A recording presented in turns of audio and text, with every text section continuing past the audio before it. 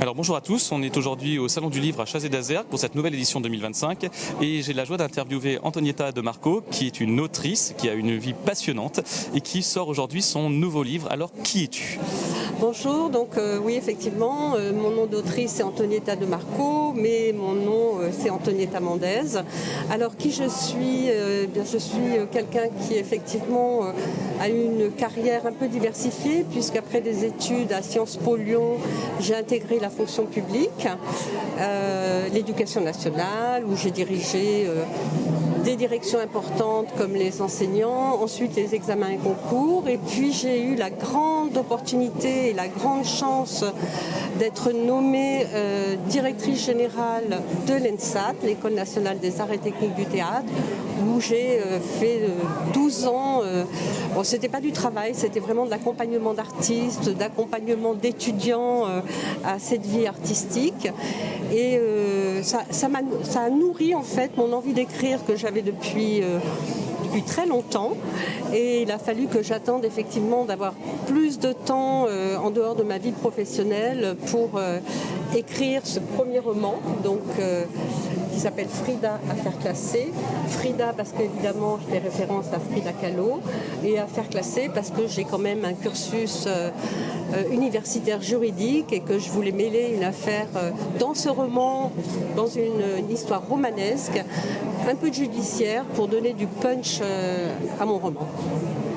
Et comment ça s'est passé le processus d'écriture ? Parce que c'est toujours quelque chose de très particulier chez les auteurs. Comment est-ce que tu en arrives, je crois que c'est au bout de 3 ans en fait, d'écriture pour celui-là, à produire cet ouvrage ? Alors j'ai l'habitude de dire que ce roman, je l'ai écrit phrase après phrase, mot après mot, c'est-à-dire que j'ai vraiment pesé tous les mots, j'ai vraiment ciselé et dentelé les phrases. Alors mon parcours, j'avais effectivement une idée d'écriture, donc j'ai écrit, j'aime bien dire ça, en 3 phrases, le pitch de mon roman, ensuite en 3 pages, et ensuite j'ai écrit la fin pour me donner un fil conducteur qui m'amène effectivement à cette fin que je voulais. Et ensuite je me suis mis à écrire chapitre par chapitre, donc j'ai fait le choix d'écrire ce roman avec des flashbacks, ce qui n'est pas facile pour un premier roman, et aussi que les deux héroïnes se racontent en fait.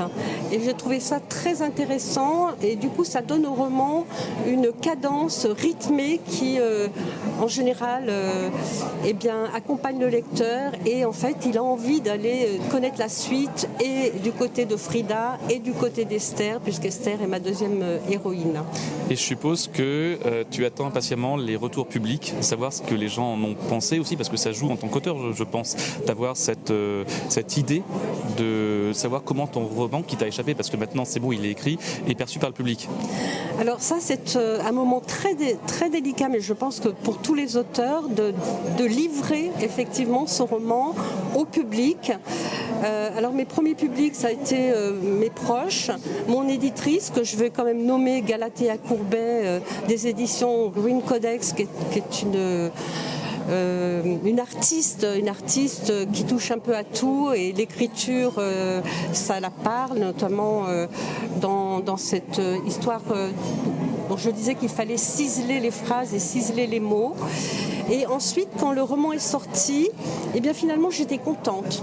J'étais ravie parce qu'il ne m'appartient plus, et je l'ai laissé au lecteur. Et c'est vrai que le retour des lecteurs, c'est quelque chose d'énorme quand on vous dit qu'on n'a pas pu lâcher le roman, qu'on voulait connaître la suite. Alors j'ai eu quelques remarques en disant mais pourquoi cette fin ? Alors je ne vais pas vous délivrer la fin.